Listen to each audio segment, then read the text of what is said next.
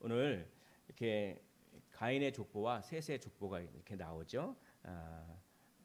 그 중에 이제 에녹과 라멕이라고 하는 이 사람들이 참 어떤 우리에게 메시지를 던져주는 것 같아요. 그래서 이렇게 제목을 붙여봤습니다. 창세기 2장 4절을 보시니까 이것이 천지가 창조될 때 하늘과 땅의 내력이니라고 되어 있습니다. 내력이 뭘까요? 내력은 족보입니다. 족보로 번역해도 되죠. 하늘과 땅의 족보, 이게 무슨 말이지? 창세기는 10개의 족보로 구성되어 있습니다. 창세기는 족보가 많아요. 한마디로 창세기는 족보의 책입니다. 그래서 창세기 2장 4절부터 4장, 2장, 3장, 4장까지가 하나의 족보로 구성되어 있어요. 그래서 먼저 이야기가 나오죠. 어떤 이야기가 나옵니까? 사람을 만드시고 에덴 동산을 만드시고 에덴 동산에서 범죄하여서 타락한 이후에 그런 다음에 하나님께서 원시복음을 전파해 주시고 그런 다음에 어떻게 됩니까?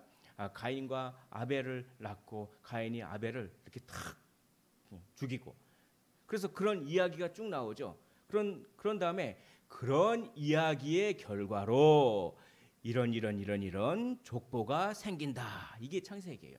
그런 다음에 하나의 족보가 또 나오죠. 그럼 또 이야기가 생깁니다. 무슨 이야기, 노아 이야기, 홍수 이야기, 막 이야기 나옵니다. 그런 이야기의 결과로 이런 족보가 나온다. 그런 다음에 이야기가 또 나와요. 그런 다음에 또 뭐 아브라함 이야기가 나오고, 그렇죠? 또 무슨 이야기가 나오고, 막 그런 이야기의 결과로 이런 족보가 나온다. 그런 식으로 이야기와 족보가 번갈아 나오면서 쫙 족보 이야기. 왜 이렇게 족보를 강조할까요? 그게 이제 하나님의 원시 복음 때문에 그런 것이죠. 하나님께서 후손을 우리에게 주신다고 하셨잖아요. 그 후손이 뱀의 머리를 밟는다고 하셨지 않습니까? 그래서 그 후손이 누군가, 어느 족보를 통해서 그 후손이 올 것인가, 그게 관심이 있는 거예요. 그래서 이렇게 창세기는 족보가 많이 있고 성경에는 그런 족보가 많이 있습니다. 오늘도 가인과 셋의 족보가 이렇게 그런 이야기의 결과로 가인의 족보와 셋의 족보가 이렇게 나오는 것이죠. 후손 때문에 그렇습니다. 오늘 그런 가인의 족보와 셋의 족보를 한번 우리가 살펴봄으로 말미암아 하나님께서 우리에게 주시는 그 교훈이 무엇인가 짤막하게 한번 살펴보도록 하겠습니다. 이 교훈은 우리가 잘 아는 교훈이죠, 사실. 그러나 이 교훈이 실천하기가 참 어려운 것 같습니다. 기도하십시오. 이 교훈대로 살 수 있도록 정말 기도하십시오. 말씀은 장작입니다. 장작만 있으면 불이 탑니까? 기도는 불이에요. 불. 근데 장작이 떨어져서 땔감이 떨어지면 불이 탑니까? 아니죠. 장작도 있어야 되고 불도 있어야 돼요. 그래 불이 계속. 그러니까 말씀만도 아니고 기도만 해서도 안 되고 말씀과 기도가 같이 있어야 돼요. 장작과 불씨가 같이 있어야 돼요. 그렇게 우리는 말씀과 기도로 거룩해집니다. 이 말씀을 듣고 이 말씀을 붙잡고 기도했으면 좋겠습니다. 그래서 스펄전이 그렇게 얘기했지 않습니까? 말씀의 장작과 기도의 불씨를 같이 태워라. 오늘 우리에게 주시는 그런 첫 번째 교훈, 현세에 집착하지 말라는 것입니다. 한번 따라해 볼까요? 현세에 집착하지 마십시오. 그렇죠. 현세에 집착하지 말라고 하는 것입니다. 오늘 말씀을 보니까 이제 가인이 아들을 낳는데 그 아들 이름이 무엇입니까? 에녹이에요. 에녹하면 우리가 아는 오늘 찬양도 했잖아요. 우리가 아는 에녹인데 동명이인입니다. 가인의 아들도 에녹인데 가인이 성을 막 쌓았어요. 성을 쌓고 그 아들의 이름으로 성을 이름했습니다. 그거는 자기를 과시하겠다는 것이죠. 하나님께 영광을 돌리는 게 아니라 이거는 에녹성이야. 자기 아들의 이름이지만 사실 자기 이름을 높이는 거잖아요. 그렇죠? 자기를 과시하는 겁니다. 이 가인의 족보는 이렇게 자기를 과시하는 족보입니다.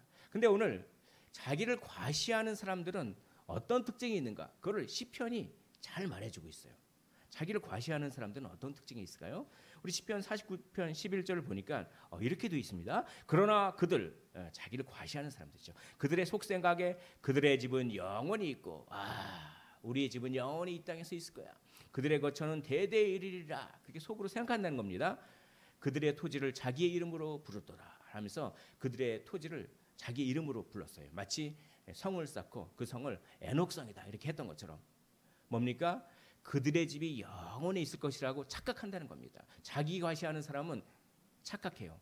이 땅에서 삶이 전부다고 착각합니다. 내세가 없다고 이 땅에서의 그 삶이 전부이고 자기가 지금 누리고 있는 것들이 영원할 거라고 생각하지만 그건 착각이죠. 누구나 다 죽습니다. 이 땅에서의 삶은 안개와 같습니다. 잠시 스쳐 지나갈 뿐인데 자기를 과시하는 사람들은 영원할 거라고 이 땅에서의 삶이 우리 집이 영원할 거라고 착각한다는 것입니다. 그래서 결과적으로 현세에 몰두하고 현세에 집착하는 것이죠. 그렇게 현세에 집착하고 몰두하는 사람들은 또 다른 특징이 있습니다. 이 시편 49편 6절에 보니까 자기의 재물을 의지하고 부유함을 자랑하는 자다라고 했습니다. 자기 재산 그렇게 자랑하는 거예요. 뭐 얘기할 때마다 우리 집은 뭐 얼마 뭐 재산 얘기하고 자기 재물을 그렇게 의지하고 하나님 의지해야 되는데 막 그렇게 의지합니다. 그렇게 자기 과시하는 사람들, 이 땅에서의 삶이 전부인 사람들, 현세에 막 이렇게 몰두하는 집착하는 사람들이죠. 그래서 가인의 족보는 그렇게 현세에 집착해요. 오늘 보십시오. 오늘 20절에 보니까 가인의 족보는 가축을 치는 자의 조상이 되었더라. 수금과 퉁소를 잡는 모든 자의 조상이 되었더라. 여러 가지 기구를 만드는 자의 조상이 되었더라. 가축을 치는 자, 목축업 먹고 사는 거죠. 수금과 퉁소를 잡는 예술가죠. 여러 가지 기구를 엔지니어, 과학자, 기술자들. 뭡니까? 이게 나쁜 건 아니죠. 이건 좋은 겁니다. 하나님께서 은사를 주셨잖아요. 그렇죠? 은사를 주셔서 은사를 활용해서 이런 거 하는 거 좋은 겁니다. 그러나 이 가인의 족보에는 없는 것이 있습니다. 그들은 가축을 치는 자의 조상이요, 수금과 퉁소를 잡는 모든 자의 조상이요, 여러 가지 기구를 만든 자의 조상이요. 그렇게 되어 있지만 그 족보에는 빠져 있는 게 있어요. 셋의 족보에는 있는데 이 가인의 족보에는 빠져 있는 게 있습니다. 하나님을 찾는다라고 하는 말이 눈 씻고 찾아봐도 없어요. 그러니까 뭡니까? 하나님을 찾고 예배드리고 하나님을 바라보고 그런 건 없고 그냥 가축 치는 거예요. 가축 치고 수금과 퉁소 잡고 여러 가지 기구를 만들고 현세에 몰입하고 현세에 집착하는 그런 모습이 여기 암시되어 있습니다. 가인의 족보는 그런 족보죠. 이 말씀은 오늘 우리에게도 적용됩니다. 오늘날에 정말 현대인들의 삶을 보십시오. 자기 과시하려고 하는 게 많이 있잖아요. 그래서 명품을 그렇게 추구하잖아요. 물론 자기 능력에 대해서 명품을 사는 것이 뭐 나쁜 것은 아닙니다. 그런데 자기의 능력 밖에 빚을 내서라도 명품을 사더라고요. 그래서 막 그냥 저는 그 상표를 모르는데 상표도 많이 있더라고. 무슨 특정 상표를 사기 위해서 아침 그날 저녁부터 어떤 사람은 밤새 가서 그 상점 앞에서 줄을 서고 있고 막 그렇습니다.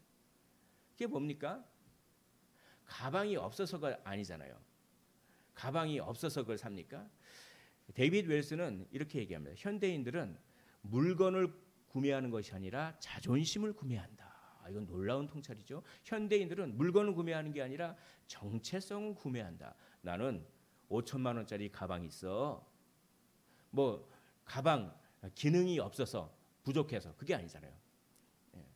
자기 과시하는 이게 가인의 족보의 삶과 다를 바가 없는 것이죠. 그렇게 자기를 과시하는 그런 사람들은 현세에 몰두하고 그리고 눈앞에 보이는 것에 집중해서 눈앞에 보이는 그런 감정과 감각에 막 촉각을 세우고 그리고 그런 사람들에게 그렇게 살지 마요. 돈이 뭐가 중요합니까? 돈이 뭐가 중요합니까? 돈이 없어서 그런 말이에요. 돈 쓰면 얼마나 행복한데 막 그렇게 하면서 그렇죠? 그래서 내세를 얘기하면 무관심해요. 영원한 나라가 있습니다. 사람은 한 번 죽지 않습니까? 내세가 있지 않습니까? 그런 거에 대해서 무감각해요. 그런 거 신경 쓸 거 없이 이 돈 버는 게 중요하다고. 그게 오늘날의 현대인의 삶의 모습 중에 많은 부분이 아니겠습니까? 그런데 오늘 이 가인의 족보는 그런 현대인의 삶, 특별히 넌 크리스천들, 비기독교인들의 삶에만 적용되는 것이 아니라 사실은 본인이 기독교인이라고 생각하는 현대를 살아가는 그리스도인에게도 이 가인의 족보는 적용됩니다. 그러니까 이런 거죠. 보험을 듭니다. 천국 보험을 하나 드는 거예요. 그 믿음이 아니죠. 어떻게 믿음을 보험과 같이 생각할 수가 있을까요? 그러니까 너무 쉽게 그냥 그래 예수 믿으면 천국 가니까 그래 예수 믿어주지 뭐. 어떤 아무런 무게감도 느끼지 않고 믿음이란 얼마나 무거운지도 모르고 그리고 가볍게 예수 믿는다고 하고 그리고 나는 내세의 운명이 이제 확보됐다 이렇게 생각하고 그런 다음에 즉시 이제 내세의 운명은 확보됐으니까 더 이상 거기에 신경 쓰지 말다라고 하면서 또 현세에 집착하는 거예요. 믿음을 오해하는 것입니다. 여러분 그리스도인은 정말 참된 믿음이 있어야 돼요. 여러분 예수 믿으면 구원받습니다. 그것은 진리입니다. 우리의 공로로 구원받는 것은 아닙니다. 그런데 예수를 믿는다고 하는 그 믿음은 무엇입니까? 그 믿음은 대가를 우리에게 요구합니다. 대가 없는 믿음은 가짜입니다. 그래서 야고보는 이렇게 얘기하지 않습니까? 믿음으로 말미암아 구원받았다고 함부로 입을 놀리지 말라. 행함이 없는 믿음은 죽은 믿음이다라고 얘기합니다. 대가가 있어야 돼요. 그 대가는 세 가지 종류가 있습니다. 물질적인 대가입니다. 자기의 재산과 자기의 물질과 돈과 이런 것에 대한 손해, 경제적인 손해를 무릅쓰고라도 예수님을 따를 용의가 있으십니까? 물질에 대한 헌신이 있습니까? 또한 대가에는 육체적인 헌신이 있습니다. 막 피곤해요. 피곤을 무릅쓰고라도 주님이 기뻐하시는 일을 섬길 용의가 있습니까? 자기의 육신의 어려움과 육신의 아픔이 있더라도 예수님을 따를 마음이 있습니까? 또 대가에는 정서적인 대가가 있어요.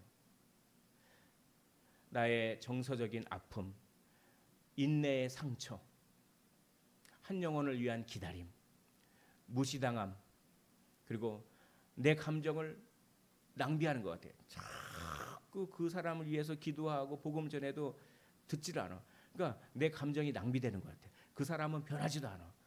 그 사람을 위해서 기도하고 눈물로 기도하고 섬기고 참아주고 그래도 내 감정만 낭비되는 것 같은 그런 지침, 그런 것을 무릅쓰고라도 예수를 따를 믿음과 용의가 있습니까? 대가가 없는 믿음은 믿음이 아닙니다. 그것은 착각하는 거예요. 본인만 구원받았다고 착각하는 것이죠. 오늘 이 가인의 족보는 바로 그리스도인, 본인이 그리스도인이라고 생각하는 사람에게도 그러한 교훈을 주는 것입니다. 경고를 주는 것입니다. 현세에 집착하는 그리스도인, 모순이죠. 그리스도인의 시민권은 하늘에 있는데 행동은 현세에 집착한단 말이에요.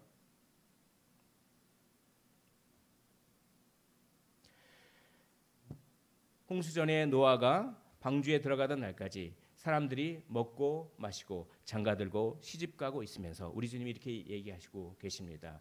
노아가 방주에 들어가던 날까지 그 현세에 집착해서 조금 있으면 홍수가 엄청나서 다 심판받을 텐데 그것도 모르고 무감각하고 방주에 들어가던 날까지 먹고 마시고 장가가고 시집가고 그렇다 하는 것입니다.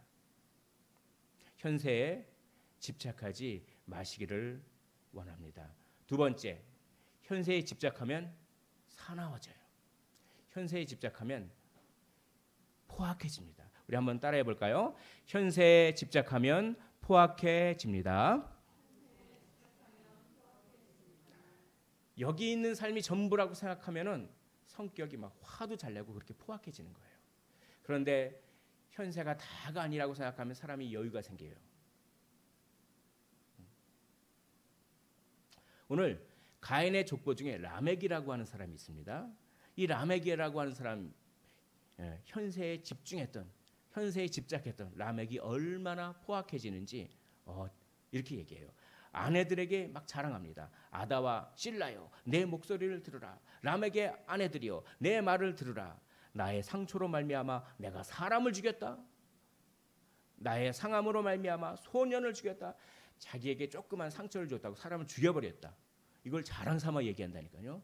얼마나 폭력적이고 얼마나 포악합니까? 이거는 현세에 집착해서 그래요.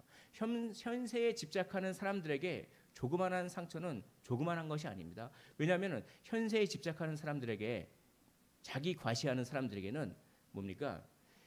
나에게 상처 주는 것이 정체성을 뿌리째 흔드는 일로 그게 그렇게 해석돼요.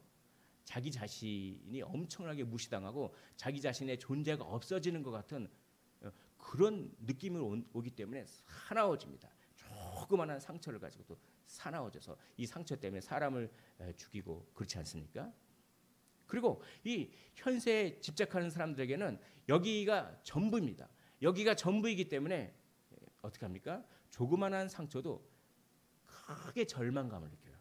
그런데 내세를 생각하고 천국의 소망이 있는 사람은 이거 다 스쳐 지나가는 거야. 별거 아니야. 그래서 마음이 넉넉해지는데 그 현세에 집착하는 사람들은 그렇게 포악해지는 것이죠. 상처 때문에 얼마나 많은 현대인들이 고통받고 포악해집니까? 그것은 내세를 바라보는 눈이 없기 때문에 그렇습니다.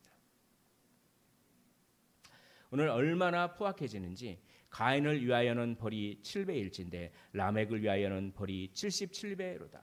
77배나 갚겠다고 하는 것이죠. 그러니까 자기 분이 풀릴 때까지 갚아줄 거야. 이 마귀의 음성이잖아요. 그러니까 한 번만 찔르면 되는데 100번을 찔러요. 그래야 영화가 인기가 있습니다. 그러니까 정말 그 영화라는 것이나 이 대중매체를 한번 보십시오. 더 잔인할수록 인기가 있어요. 그러니까 좀 덜 잔인하고 사람 죽이는 것은 탁 생략하고, 옛날 영화 같은 경우는 죽이는 장면만 나오고 칼만 들고 장면이 바뀌고 사람이 쓰러져 있어요. 요즘 그렇게 영화를 만들어 보십시오. 너무 밋밋해. 이건 리얼리티가 아니야. 그래서 진짜 뭐 총알을 맞으면 머리에서 피가 탁 튀긴 것까지 다 보여주지 않습니까? 그래, 정말 리얼리티다. 정말 리얼하네. 다 마귀에 의해서 조정당하는 거 아니에요. 그냥 77배나 이게 마귀의 마음이잖아요. 그런데 성령의 마음은 그것이 아닙니다. 우리 예수님께서는 성령의 마음을 가르쳐 주셨어요. 마태복음에 보니까 정말 그 베드로가 이렇게 얘기하는 거예요. 형제를 얼마까지 용서해 줄까요? 한 베드로 딴에는 한 7번 정도 용서해 주면 엄청나게 많이 용서해 주니까 7번 제가 용서하겠습니다. 그러면은 칭찬을 받을 줄 알고, 베드로도 약간 과시욕이 있었잖아요. 그러니까 그러면서 주님 7번 정도 용서하면 되겠죠? 저는 한 그 정도 용서할 용의가 있습니까? 주님께서 그 과정은 택도 없다. 7번씩 1번이라도 그건 무한히 용서하라는 것이죠. 성령의 마음은 무한히 용서하는 건데, 사탄의 마음은, 마귀의 마음은 분이 풀릴 때까지 77번이나 찔러라. 근데 그거를 좋아한다니까요. 정말 마귀의 마음에 얼마나 많이 길들여져 있는지 모르겠습니다. 그건 뭡니까? 사람이 내세를 바라보지 않기 때문에 그래요. 내세에 평가가 있거든요. 한 번 죽는 것은 사람에게 정해진 것이요, 그 외에는 심판이 있으리라. 내세를 바라보는 사람은 내세에 영원한 형벌과 영원한 상급이 있다고 하는 내세의 평가, 우리는 법정에 다 서잖아요.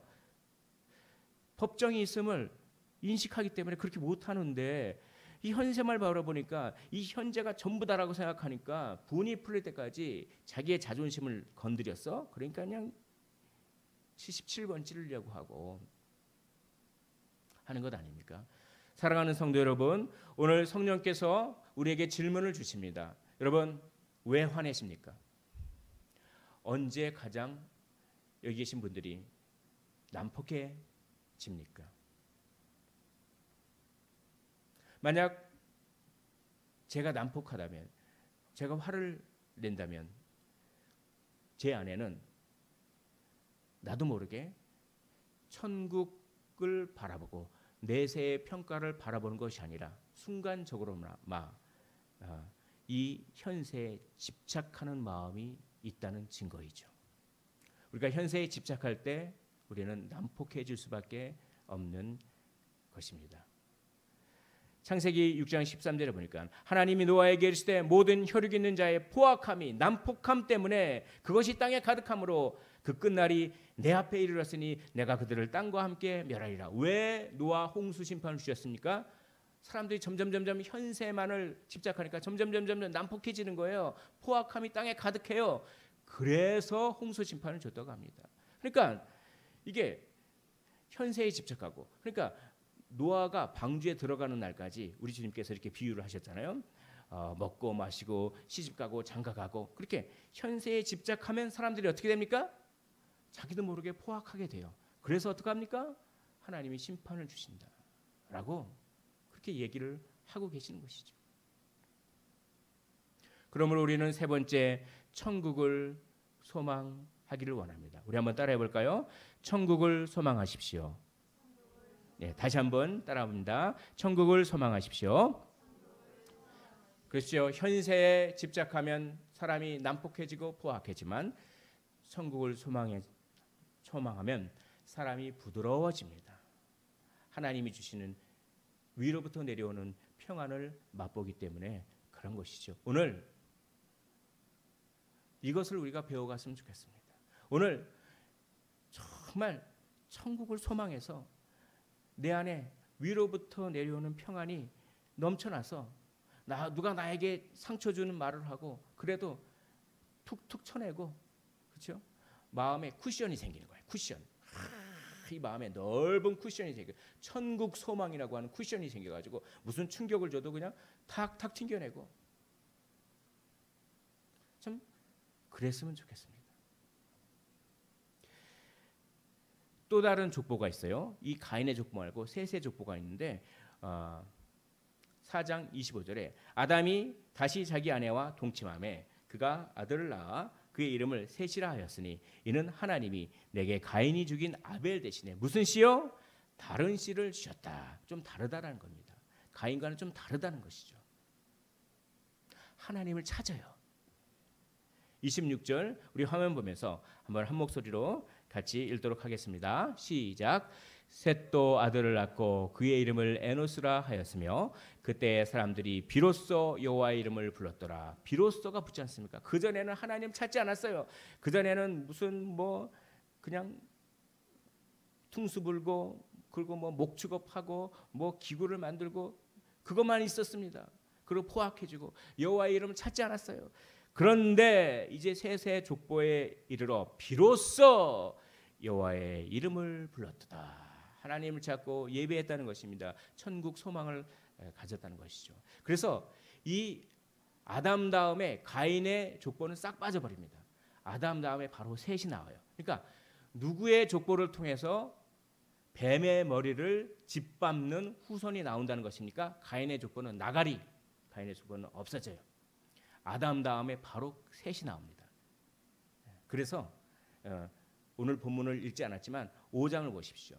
아담 다음에 바로 셋이 나오고 셋의 아들 에노스가 나오고 쫙 나오고 그 다음에 에녹이 나오고 무드셀라가 나오고 이렇게 라멕이 나오고 노아가 나오고 노아로부터 또 이렇게 막 흘러서 아브라함이 나오고 그렇게 됐지 않습니까? 그러면 천국을 소망하는 사람들을 통하여 예수 그리스도 뱀의 머리를 짓밟는 후손이 탄생한다는 것입니다. 할렐루야. 우리도 이런 족보 안에 우리가 있는 줄 믿습니다. 우리는 천국을 소망하는 그런 믿음의 계보에 우리가 있어요. 그런데 눈앞에 있는 것에 그냥 집착해가지고 거기에 사로잡혀가지고 그러면은 참 안 되는데 천국 소망을 갖기가 그 마음에 쿠션을 집어넣기가 왜 이렇게 힘든 걸까요? 이것은 아담의 계보를 적은 책이니라 라고 하면서 아담은 130세에 자기의 모양 곧 자기의 형상과 같은 아들 낳아 이름을 셋이라 하였고 라고 하면서 가인이 빠져 있는 것을 우리가 보게 되는 것입니다. 여러분, 천국을 소망하면 능력이 생기는 것입니다. 천국을 소망하면 세상에 연연하지도 않으면서 열심히 살 수가 있습니다. 왜냐하면 천국을 소망한다는 것은 우리가 죽은 후에 평가가 있다고 하는 것을 깨닫기 때문에 진정으로 이 세상에서 하나님의 영광을 위하여 열심히 살 수가 있어요. 그렇다고 세상에 집착하지는 않으면서 두 번째, 천국 소망이 있으면 어떤 능력을 받습니까? 말씀드렸죠. 잘 참아낼 수가 있는 것입니다. 쿠션이 생기는 것입니다. 마음의 쿠션이 생깁니다. 상처에 대응할 수 있는 능력이 여기서 생기는 것입니다. 그것을 히브리서 기자가 잘 말해줘요. 그들이 이제는 더 나은 본향을 사모하니라고 합니다. 더 나은 본향을 사모하십시오. 천국 소망을 바라보시기를 원합니다. 히브리서 기자가 이렇게 얘기해요. 여자들은 자기의 죽은 자들을 부활로 받아들이기도 하며 또 어떤 이들은 더 좋은 부활입니다. 천국에서 영원히 사는 천국 소망입니다. 그 천국 소망을 가지니까 심한 고문을 받되 구차히 풀려나기를 원하지 아니하였으며 또 히브리서 11장 37절을 보겠습니다. 돌로 치는 것을 견뎌냈다는 것입니다. 톱으로 켜는 것, 톱으로 목을 켜서 죽여요. 아마 이사야 선지자가 톱으로 켜서 죽임을 당했다. 교회 전통에는 그렇게 나오는 거죠. 이사야를 염두에 둔 표현이라고 학자들이 얘기를 하는데 저는 이런 걸 보면서 어떻게 톱으로 돌에 맞는 걸 참을 수가 있고 톱으로 켜는 순교에 당당히 맞설 수 있을까? 그 비결은 무엇일까? 참 궁금했습니다. 저는 그렇게 못하겠더라고요. 근데 그 비결은 뭡니까? 더 나은 본향, 천국 소망을 갖는 거예요. 그 비결은 그거지만 천국 소망을 얼만큼 내 안에 충만하게 갖느냐는 개인마다 차이가 있겠죠. 정말 천국 소망을 그냥 충만하게 가지셨으면 좋겠습니다. 그래서 정말 영적인 쿠션을 가졌으면 좋겠습니다. 쿠션. 이 사람들은 다 믿음으로 말미암아 증거를 받았으나 약속된 것을 받지 못하였으니 믿음으로 증거를 받았긴 했지만 약속된 것이 자기 눈앞에 실현되지는 않았습니다. 그래도 좋다는 것입니다. 왜입니까? 현세에 집착하지 않고 천국 소망을 더 나은 본향을 가졌기 때문에 그렇습니다.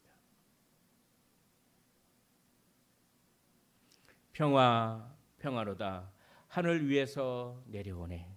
그 사랑의 물결이 영원토록 내 영혼을 덮으소서. 말씀을 준비하면서 이 찬양이 막 흘러나오는데 참 눈물이 많이 나더라고요. 왜냐하면 내가 왜 이렇게 집착했던가, 내가 왜 이렇게 사람 숫자에 집착했던가, 내가 왜 이렇게 무엇에 집착했던가, 내가 왜 이렇게 통계에 집착했던가, 내가 왜 이렇게 뭐에 집착했던가. 그거 아닌데 하나님께서 나를 구원해 주시고 정말 나는 영원히 살 집이 있는데, 맨션이 있는데, 천국 맨션이 있는데 평안하다. 여기 하늘 위에서 내려오네. 사랑하는 성도 여러분, 평화는요 하늘 위에서 아래로 내려오는 것입니다. 우리가 우리 힘으로 아래서부터 위로 평화를 끌어올리는 게 아니에요. 근데 사람들은 아래서부터 위로 자기 힘으로 마음의 평안을 끌어올리려고 합니다. 그건 다 실패해요. 그게 바벨탑이잖아요. 바벨탑은 그런 궁극적인 천국과 궁극적인 평안을 아래서부터 위로 끌어올리려고 했던 겁니다. 다 실패하잖아요. 평안은 주어지는 것이에요. 위로부터 아래로 주어지는 것입니다. 그런데 누가 이 위로부터 아래로 내려오는 평안을 누가 누립니까? 쳐다보는 사람이요. 위를 쳐다보는 사람이요. 위를 쳐다보십시오. 위를 바라보십시오. 눈을 드십시오. 눈을 들어 산을 보아라. 나의 도움이 어디서 올꼬? 나의 도움이 천지를 지으신 여호와에게서로라. 눈을 들어 위를 바라보십시오. 그런 사람만 위로부터 아래로 내려오는 평안을 누릴 수 있고 영적인 쿠션을 가질 수 있는데 왜 이렇게 모가지가 무거운지 모르겠습니다. 모가지가 무거워요. 위로 안 올라가요. 눈을 드십시오. 목을 위로 드십시오. 영적인 목을 위로 드십시오. 세상에서 가장 무거운 것이 눈꺼풀이라고 그러지 않습니까? 이게 안 돌리면 안 해. 세상에서 가장 무거운 것이 목인 것 같아요. 예. 하늘을 안 봐요. 위를 안 쳐다봅니다. 위를 바라보십시오. 위를 바라보십시오. 기도하십시오. 위를 못 바라보게, 이 눈앞에 있는 것만 바라보게 하는 마귀의 그 세력을 다 꺾어버리고 위를 바라보게 해달라고 기도의 불씨를 그렇게 불태우셨으면 좋겠습니다. 골로새서 3장 2절 위의 것을 생각하고 땅의 것을 생각하지 말라. 생각하다, 애착하다 이런 뜻으로 번역할 수가 있습니다. 위의 것에 애착을 두십시오. 그리고 땅의 것에 애착을 두지 마십시오. 여러분, 우리의 영적인 목에 성령의 권능이 부어지기를 원합니다. 그래서 위를 바라보십시오. 평화, 평화로다. 하늘 위에서 내려오네. 에녹이 하나님과 동행하였더니 하나님이 그를 데려가심으로 세상에 있지 아니하였더라. 위를 바라봤던 사람이 에녹입니다. 또 누가 위를 바라봤습니까? 이름을 노아라 하여 이르되 여호와께서 땅을 저주하심으로 수고롭게 일하는 우리 이 아들이 아니하리라 라고 합니다. 노아의 아버지 이름이 라멕입니다. 라멕도 위를 바라봤습니다. 그래서 지금 현재는 여호와께서 땅을 저주해서 수고롭게 일하지만 나는 현재를 바라보는 것이 아니라 위를 바라보겠다. 우리 이 아들을 노아를 통하여서 하나님께서 위로를 주시겠다. 그것을 기대한다. 그것을 소망한다. 그것을 믿는다. 현재 나의 그런 상태는 참 어지러운 상태지만 천국 소망을 바라본다. 위로를 소망한다. 하나님을 기대한다. 그런 뜻으로 이름을 노아라고 줬어요. 그 노아의 아버지의 이름이 라멕이에요. 라멕은 그런 신앙이 있었습니다. 그런데 에녹과 라멕은 동명이인이에요. 가인의 족보에도 에녹이 나옵니다. 가인의 족보에도 라멕이 나옵니다. 셋의 족보에도 에녹이 나옵니다. 셋의 족보에도 라멕이 나옵니다. 가인의 족보에 나와 있는 에녹은 자기 이름을 내세운 사람. 이 성은 에녹성이야. 자기 과시하는 사람. 그러나 셋의 족보에 나오는 에녹은 하나님을 바라보는 사람. 그래서 죽음을 경험하지 않고 끌어들여 올려진 사람. 그리고 가인의 족보에 나온 라멕은 내가 77번 찔릴 거야. 내가 77배나 갚아줄 거야. 포악한 라멕. 그러나 셋의 족보에 나온 그 라멕은 하나님께서 우리를 위로하실 거야. 나는 천국 소망이 있어. 이 땅은 저주받아서 정말 고생하고 수고롭지만 하나님을 나는 소망해 라고 하는 그런 라멕. 여러분, 이름이 같아도 전혀 다른 삶을 살 수 있습니다. 제 이름은 김승덕입니다. 여러분들의 이름을 한번 대입해 보십시오. 제 이름은 김승덕이지만 자기 과시하는 김승덕이 될 수가 있고 하나님을 바라보는 김승덕이 될 수가 있습니다. 또 포악하고 화내고 난폭한 김승덕이 될 수가 있지만 온유하고 부드럽고 천국을 소망하고 마음에 쿠션이 있는 김승덕이 될 수가 있습니다. 여러분들의 이름은 어떤 이름입니까? 바라옵기는 나쁜 에녹이 아니라 좋은 에녹이 되십시오.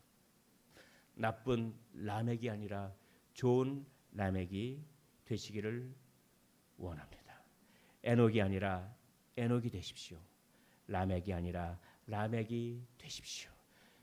현세에 집착하는 것을 벗어버리고 천국 소망, 영적인 쿠션으로 충만하게 되시기를 주의 이름으로 축원을 드립니다.